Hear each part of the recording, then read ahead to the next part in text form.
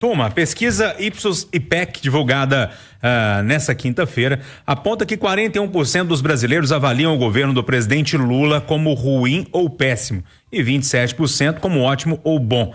É a primeira vez no terceiro mandato do petista que o Instituto aponta que a avaliação negativa supera a positiva. Outros 30% consideram o governo Lula 3 como regular e 1% não sabe ou não respondeu.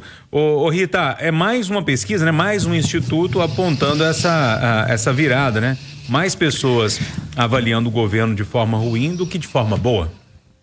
Pois é, Júnior, eu fico absolutamente tranquila com a minha consciência, porque desde uma entrevista que o Lula deu na Times, ele falou, primeiro a gente ganha, depois a gente vê o que faz.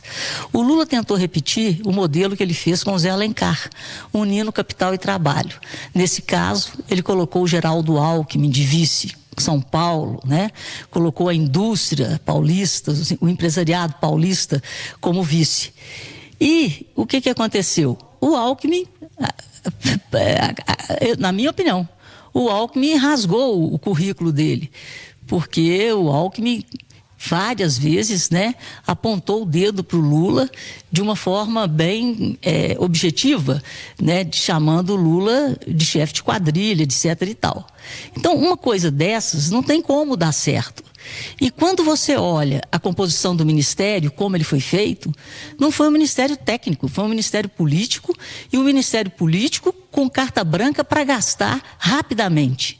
Então eu, desde que o Lula ganhou, apesar da lua de mel de 2023, quando o Brasil só falava no arcabouço fiscal e na reforma tributária, cadê? Né? Cadê? As duas peças desapareceram.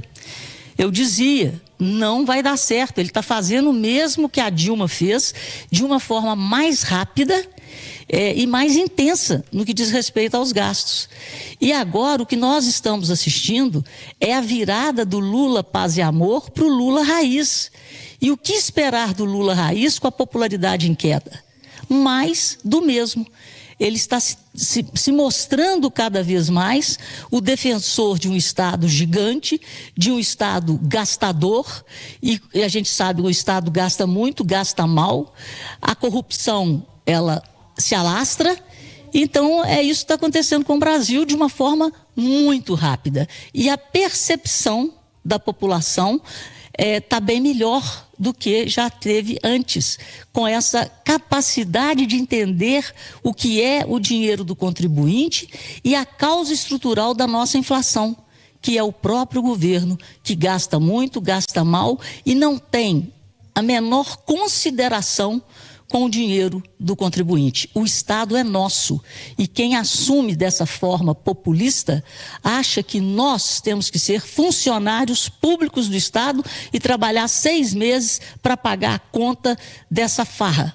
E ninguém quer isso mais. William, a Rita vai de forma profunda na história e tal, mas as pessoas que são entrevistadas são pessoas que estão na margem ali da história, né? Olha para a situação, se tiver caro no supermercado, ou acabou, se, né? não tem muito o assim? que discutir. Eu vou comprar tomate, o tomate está caro. Eu vou comprar isso, está caro. Meu custo de vida está ruim.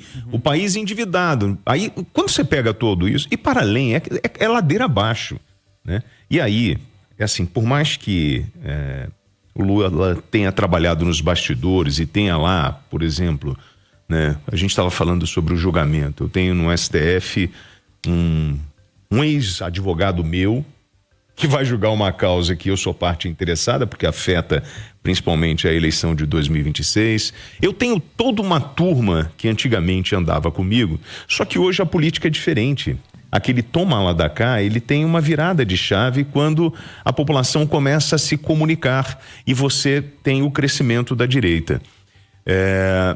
O governo, acredito que o próximo passo, e isso já está acontecendo, é o seguinte: eu tenho as empresas do governo e vou falar o seguinte, vocês vão investir e a gente precisa gastar dinheiro com publicidade para mostrar o que eu estou fazendo e mudar a minha imagem. Então nós vamos ter uma enxurrada de dinheiro público, de empresa pública gastando em publicidade, tentando reverter esse quadro que o brasileiro, ele responde com naturalidade. Você que faz supermercado, pega o preço da carne, né, no período antes da pandemia ou durante a pandemia e no pós-pandemia, Pega o preço do ovo. Hoje, você tem que fazer uma escolha para aquele que é católico, né?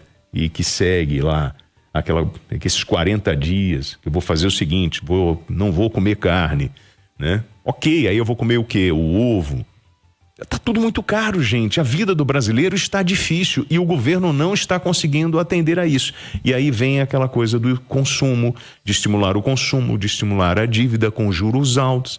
Então, é triste, porque ontem, né, a gente num momento de desabafo olhou um para o outro e falou assim, dá desânimo, né? Porque a gente não encontra uma luz no fim do túnel em função de tudo que a gente está vendo. Eduardo Costa, então a pesquisa mostrando pela primeira vez, pelo menos o Instituto mostrando pela primeira vez, né? Outros institutos já mostraram isso, a negativa maior do que a positiva. Ô Júnior, esse terceiro mandato de Lula começou sob a desconfiança de pelo menos metade dos brasileiros, na qual eu me incluo. Ele não podia, na minha opinião, modesta de pagador de impostos, sequer ser candidato. Não podia, nem ser candidato. Ele tinha uma chance de fazer história no terceiro mandato. Aquela frase famosa de James Carville, de 1992. A economia é estúpida. Mas nos 2 primeiros anos, ele ficou viajando. E um ministro dele, eu falei isso aqui muitas vezes, lutando contra a corrente, contra a maré.